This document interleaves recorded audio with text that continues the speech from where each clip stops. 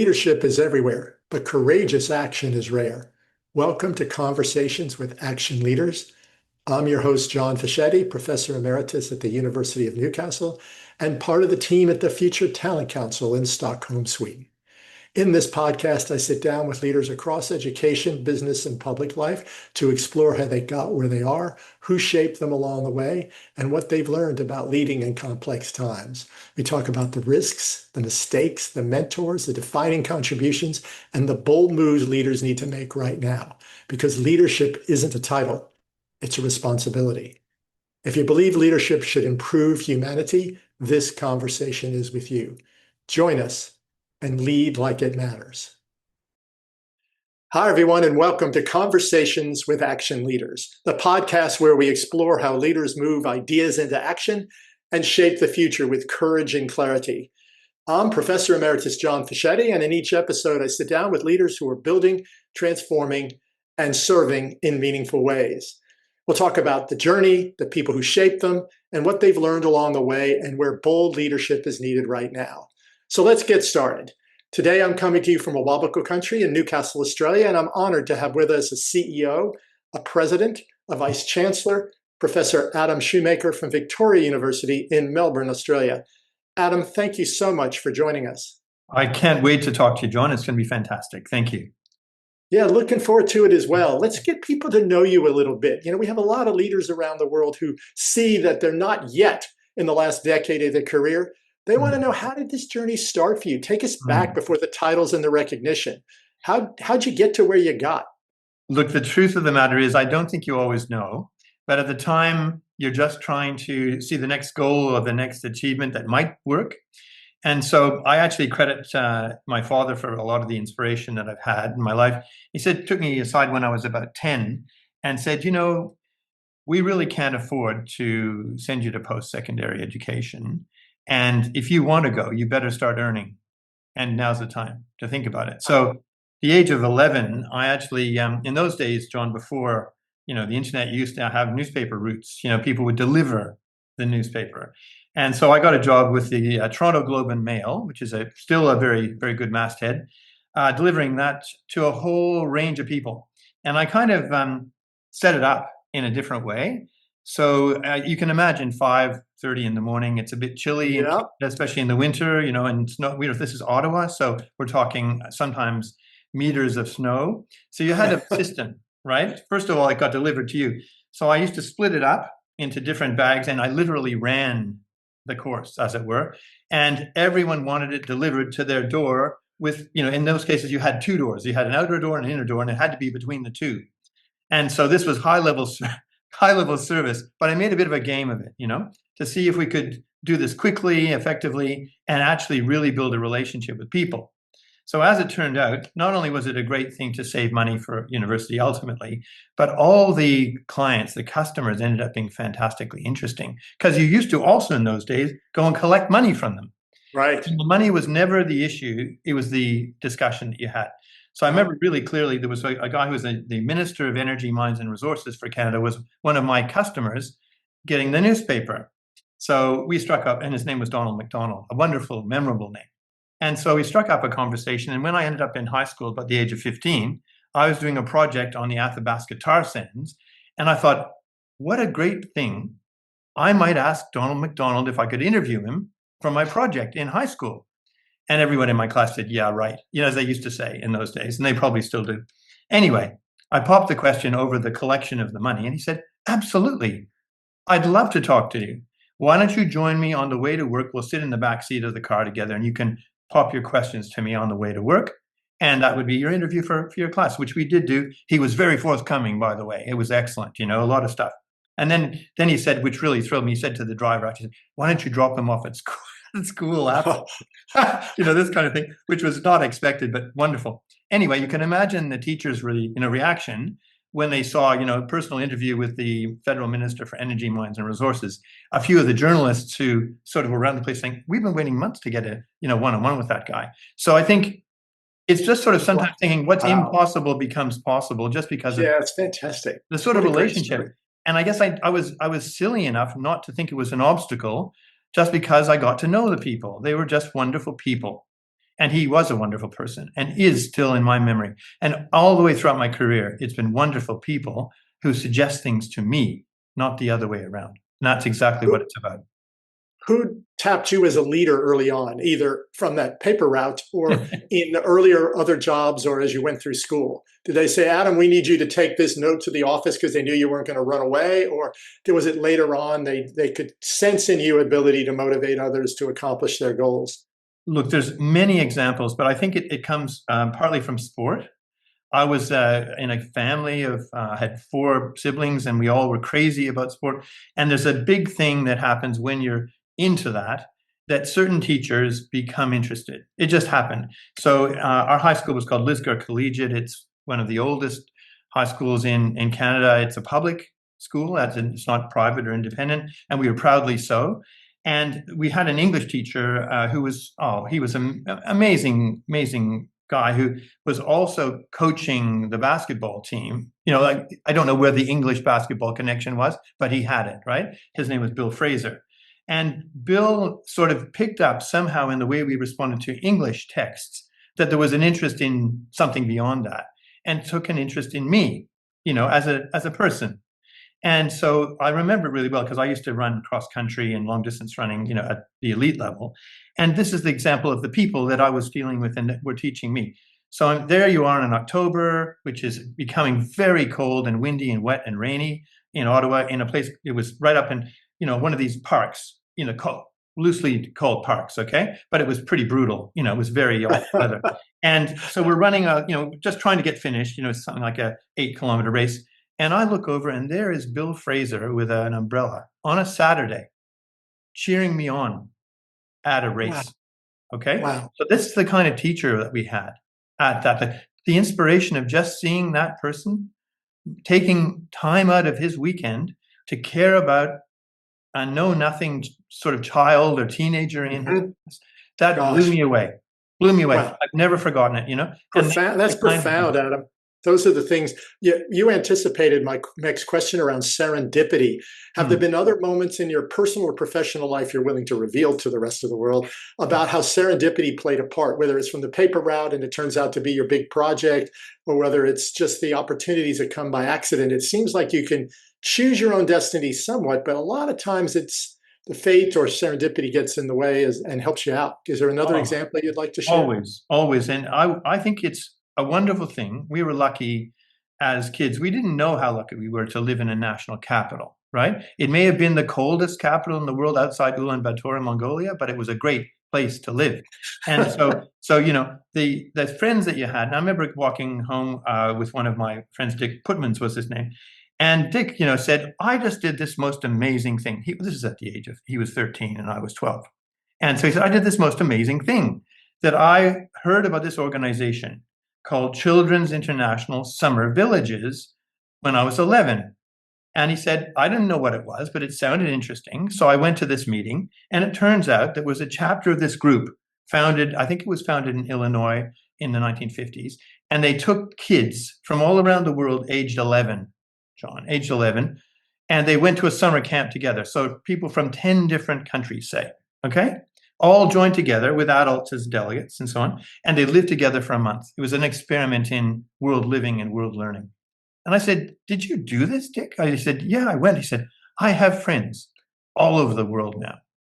And I said, how did you get involved? And he said, well, they have this annual tryout, this kind of, so he kind of got me interested. I was actually a bit younger. I think I said 12. I was 10 at the time because you had to be 11 to do it. And so when I turned 11, I actually went along to the thing, and I was as nervous as they say in Australia, as a bag full of cats, right? And so I didn't know what to do. But Dick had said something to me. He said, make sure you're prepared for anything. And so at a given moment, they asked us all to sing a song, just out of the blue. And I had a song in mind. It was it's a naff song. It wasn't any, I'm not going to sing it, but I'm just telling you, it was seasonal and sort of a bit average, but it performed the function. The idea was just the fact that you would sing anything. I think that was the point. And lo and behold, I ended up going to this camp, right? It was in Norway when I was 11, in the summer when the first American walked on the moon was when we were at this camp. And I was there with people from Sweden, from South Korea, from Japan, from Guatemala, from all over the world, all 11-year-olds, 2 boys, 2 males, 2 females, adult delegates, or in those days, and getting to know people for a month in that changed my life forever. It was kind of That would like have a been blueprint. July of 1969. Yeah, it was incredible. That was absolute happenstance, completely pure luck, and Wow. never to be forgotten.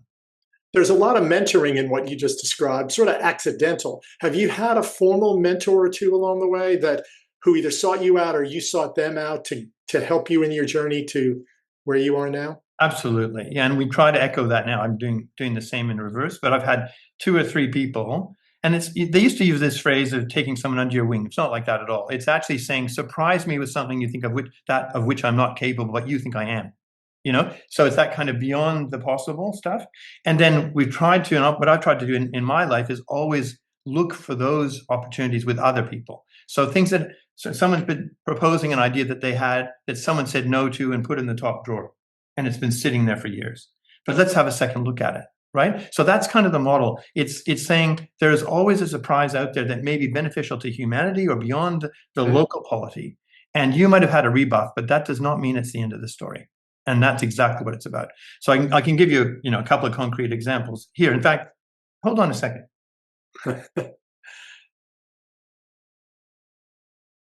Here's one here.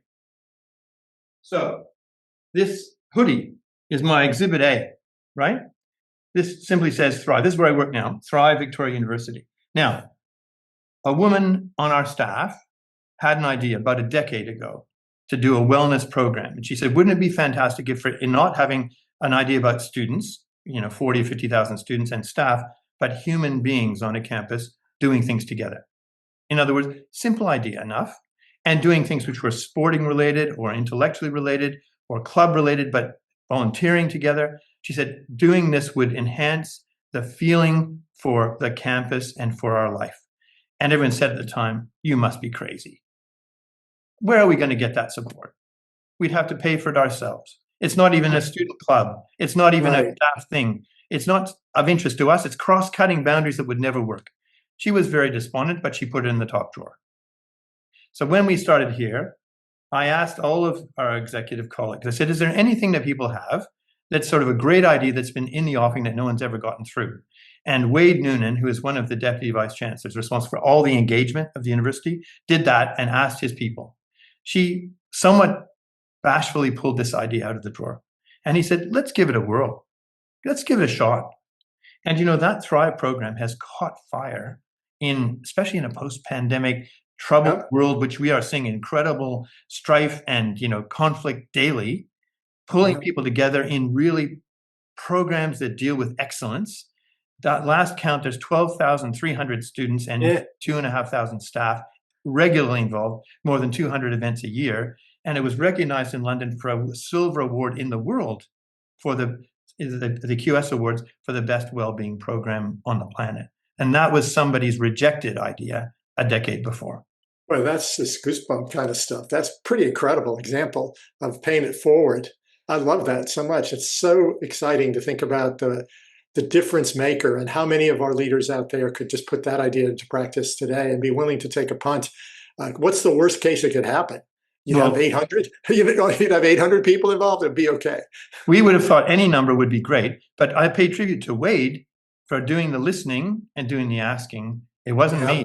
We just had it's just realizing the potential, the possible that's there, the unleashing that in the way that was done. And time again in careers, that is the ticket to me. It's listening at that moment where some ideas floated or popped, and everyone else sort of misses it, and you sort of chase it, and sometimes it's worth it.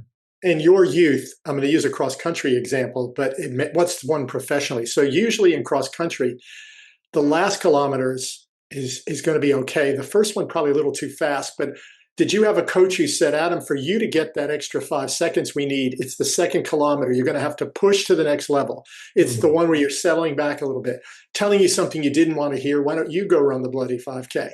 So is there somebody who professionally said, Adam, this is the one weak spot that if you get this right, the world is yours, and you were able to take that on board? Yeah, I had some fabulous coaches, male and female coaches along the line. And one of the first, Bill Arnold was his name, he used to say, you're going to feel pain and you have to welcome, of course, a bit of that, but don't lose the hills. Not everyone talks about attacking the uphill. And he said, make sure you are completely freewheeling on the downhill. Like that is when you can actually pass a lot of people. Like you see the Tour de France, that happens a lot, Yes. the uphill riders and then there's the downhill riders. And he said, if you can master both, that will be the thing you do. And it was good advice. And so I've always, well, in those days at least, tried to do that. So let's jump ahead just a little bit. What would you say in your professional career is the contribution you're proudest of to this point? You still got a long set of chapters left in the book, but to this point, if someone said, "Hey, Adam, what's the thing you're proudest of in your career?" What is it? Look, there's things that I'm delighted to have done with people all the way along and still are. And I guess one of the ones that seemed the most impossible, the most improbable, the most unlikely, and the most unreal was actually the PhD topic that I did. Because I came to this fantastic country, just as a 20-year-old, as someone who knew nothing, was very interested in what was called comparative Commonwealth literature. I mean, that's such a broad topic, okay? Literary history, if you like. And so I met a supervisor, his name was Bob Brissenden. And Bob was another one of the potential people, who was really influenced my life. And he did one thing. He did many things, but he did one thing first. He gave me a play to read over the weekend. Said, here's a play by a writer named Bobby Merritt. And it was called The Cake Man. First play by an Aboriginal writer ever published in Australia by Currency Press. He said, why don't you just read it and see what you think? Why don't you write it and read it and see what you think? And it knocked my socks off just with the insights, the language, everything about it. So I came back on the following Monday and he said, I want to have a write-up from you on Monday, just over the weekend. I said, I've never read anything like it. I'm sure other things exist like it, but I haven't seen them. So he said, all right, this is your challenge. Find out what else there is. Go and do it. And I said, where do I start? He said, that's your job. Have a look. Explore your environment. Turned out the national capital there in Canberra, as I said, national capitals have always been very kind to me. ANU was very kind to me. Had also the Australian Institute of Aboriginal and Torres Strait Islander Studies, as it was then was called AIAS, sorry. And they had a collection of all of it, all the manuscripts, everything done. But I had to first find the place, get permission to go to the place, and then look at what was there. I brought it back to him and said, I want you to write this up as a report. I said, a report? He said, no, you can do it. Again, people with more confidence in you that you could possibly have yourself. Wow. So I did a 40,000 word report in my first year. And he said, I think this report is half decent. It turns out I'm the chair of the arts board of the Australia Council, and I think we might like to look at it in one of our meetings. And so I said, I give you permission, but are you sure? He said, I'm sure. Well, it ended up getting published in my first year of doing research. That was probably one of the most incredible surprises of my life. Oh my just gosh. a little something that I thought was a little nothing was able to be used and actually influence public policy to some small extent, but more importantly, the faith that he showed in me. So people, they show faith in you. That's the model. Show faith in others, listen to what they do, and then run hard with what they've got and do it together. In your current role, as you take those amazing examples, and you could go on all day, I know, with others, what are you proudest of in the journey of Victoria as you transform the way teaching is done, the way people work together, the way we partner, the way learning is even conceptualized? What's your thing as you aim this forward and continue to move the dial with your team? I see around me in the world so much that's not right, but so much that is, if we could just transform into that space. And very often it's around models of behavior and doing differently. Mm-hmm. Here, what was incredible, the legacy that I was given when I began, was a model of thinking about what's called pedagogy, the way that we teach, the method, if you like, that was quite different. And again, it was from very good researchers going around the world and looking for models that people maybe had tested and hadn't kicked on with or had been very small. Mhm. So places like Colorado College in North America had introduced a block model of teaching, an intensive model in what was a very effective liberal arts institution. Still is. But this was like 50, 60 years ago. And someone came back and said, I've noticed this model, and it's also somewhere else, Quest University in British Columbia, but it's only liberal arts colleges in the main, and they've not really done it in a broader sense. And my predecessor, who is, I think, got the same gene, said, why don't we give it a whirl? But did so with absolutely expert advice from people who were scholars in the field, all of whom are still with us. So never alone. Fast forward, that became the VU block model and the VU first year college, because the way to do it, to introduce a block 4-week intensive approach to every subject that you do, every subject, every discipline, was indeed to focus on first year first. See, Right. Okay, first year, get accreditation, get the Law Society, get Engineering Australia, all of the different bodies. There were almost 30 of them to say yes. That was a huge, huge job. It was all done. And then in 9 months, from start to introduction, it began. So again, a fast, rapid reinvention. So when I came, it hadn't really filtered into the postgraduate space as much, not as much into the online space as it could have, and certainly not into the global space as much as it could. So did I invent anything? Not a thing. I just tripled down on it and thought, what else is there that we could do to celebrate this amazing innovation with application elsewhere? So the latest thing is we're now in partnership in India, in Delhi, introducing the block model to the largest democracy in the world for the first time. It's the model that matters, the relationship that matters, and breaking new boundaries of education in so doing. That's what's exciting. And I cannot tell you how much pleasure it gives all of us to think that that's just Wow. Just incredible. And let's do a rapid fire set of questions, short answers if you can. Yep. And remember, out there are going to be leaders going, how do I tap his brain? So I'm going to try to emulate their questions of you.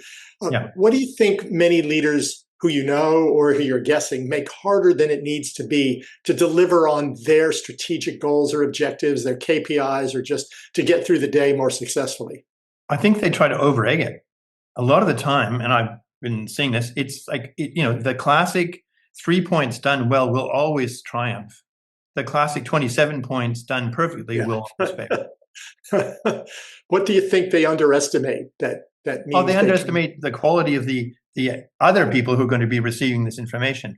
I think it's always good to approach it with a lot of humility and just say, I am certain there's going to be people who are smarter, faster, better, more experienced in the room. Let's defer to their knowledge. Let's not assume that they know.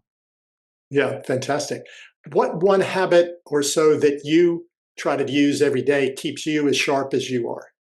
Oh, look, I think it's just love, being in an environment where you're really supported and there's a lot of, we at work, we have a sort of egalitarian supportive model too. So I think it's the kind of thing where you just try and portray a collective. What I've learned from First Nations people, most of all of everything, because that's been the changed factor of my entire life, was learning from First Nations Australia how to change the world themselves. It's storytelling and listening and knowing when to be quiet, literally being quiet. And so the most important thing I can offer is know when to shut up. Yeah, And just listen hard. It's a definitely lost a art. mistake that most of us make. That will be the best piece of advice you could give. What's another piece of advice for someone who's stepping into a leadership role that they're very nervous, they're an imposter, they've been tapped, they've been chosen, there may be everybody else left and they're the only one there, but what piece of advice would you give them as they jump into this thing, trying to help higher education in particular, just get through wherever we're going? Look, discoveries are never a straight line. Think of science, of any number of experiments. So it's stick-to-itiveness. It's not the first attempt.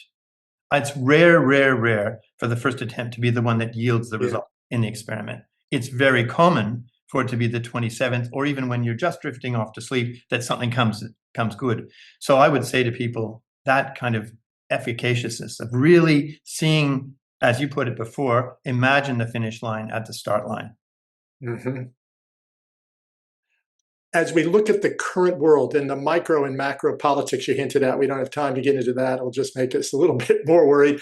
The issues that are just natural as we get new technologies that actually replace us in many respects, if we don't want to use that verb all the time.